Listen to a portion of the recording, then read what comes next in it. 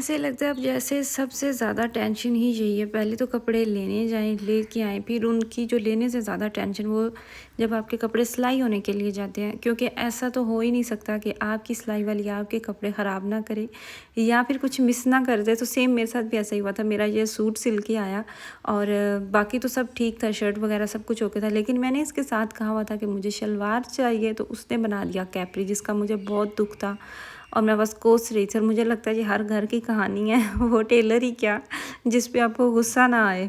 अस्सलाम वालेकुम beautiful people, welcome back to my YouTube channel. कैसे हैं आप सब लोग? मैं अल्हम्दुलिल्लाह बिल्कुल ठीक ठाक हूँ। और मेरे इस ड्रेस के साथ है जी कैपरी सिलाई हो गई, जो कि मैं बार बार देख रही हूँ और मुझे इतना अफसोस हो रहा था, क्योंकि इतने ज़्यादा कैपरी और इस तरह, खैर अब तो प्लाज़ो आ चुके हैं और खुले ट्राउज़र्स चल रहे हैं। और इसके आगे जाके मुझे लगता है कि ये भी ख़त्म हो जाएगा ट्रेंड। और जो होता है ना शलवार, शलवार तो कभी भी आउट नहीं होती, शलवार तो हमेशा ट्रेंड में रहती है। अच्छा जी, अब जाने के दिन करीब आ रहे हैं, वापसी करीब आ रही है हमारी, और यहाँ पे हो रही थी तैयारियाँ। ये तो स्टार्ट के क्लिप्स हैं।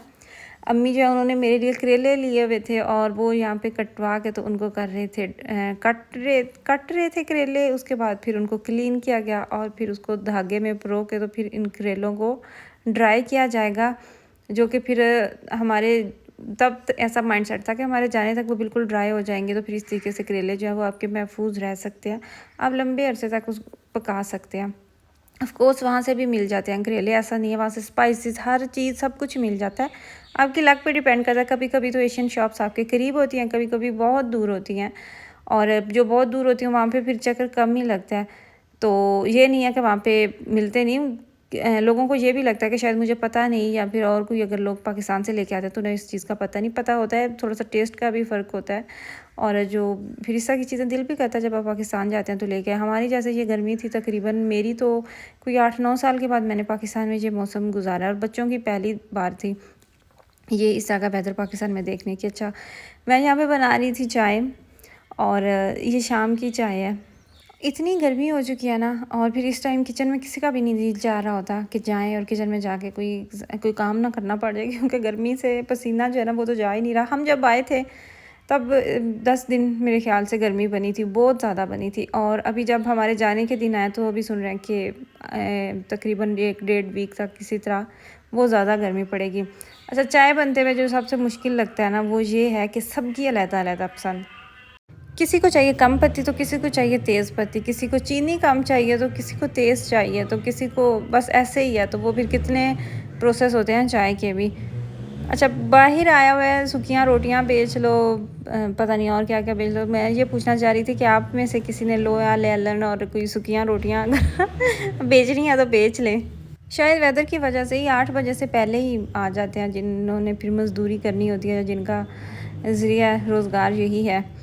अगर तो वेट लॉस करना हो ना, तो मुझे लगता है जो सबसे बेहतर मौसम होता है ना वेट कम करने के लिए, वो ये वाला मौसम होता है। पाकिस्तान में जितनी गर्मी बनती है, आप एक्सरसाइज करते हैं, आपका मेन जो कंसर्न होता है यही होता है कि पसीना आए, आपकी कैलोरीज जो है वो बर्न हो।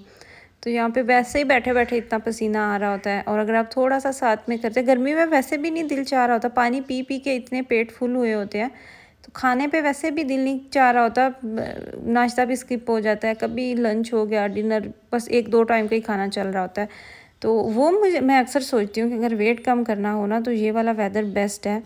आपको तो खाना आप ठीक तरीके से ना भी ना खाएं तो भी आपकी कैलोरीज जो है वो बैठे बैठे ही वो जा रही होती हैं, दिल घबरा रहा होता है।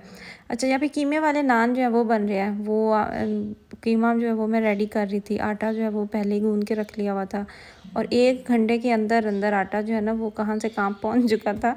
हालांकि इसको कवर भी नहीं किया था, कुछ भी नहीं था, मौसम की वजह से आई गेस बहुत जल्दी हो गया था। और साथ में तंदूरी जो है वो हो रही थी रेडी, क्योंकि नान लगने वाले थे तंदूरी के अंदर। ह्यूमन नेचर ऐसी है, और मुझे अजीब भी लगता है ये सोच के कि इंसान की फितरत ऐसी होती है, इंसान हमेशा खूब से खूबतर की तलाश में होता है। जो चीज़ उसके पास होती है उसकी वो कदर नहीं होती, जो दूसरों के पास चीज़ें आप देख रहे होते हैं, जो कदर आपको, जो वैल्यू आपको दूसरों की चीज़ों को देख के आ रही होती है।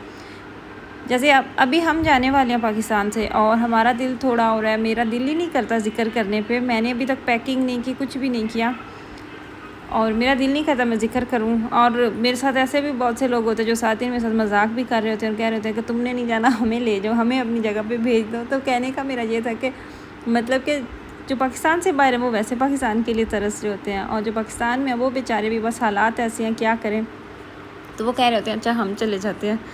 मौसम जो है वो बादल बने हुए थे, और इतनी ज़्यादा तो खैर गर्मी नहीं पड़ी, बस कुछ दिन है लगातार गर्मी बनी है, लेकिन फिर से बारिश हो जाती थी, और अभी फिर बादल बने हुए हैं। इतनी प्यारी हवा होती है, सेकंड टाइम सारे छत पे चले जाते हैं अगर तो हवा होती है, मौसम अच्छा होता है।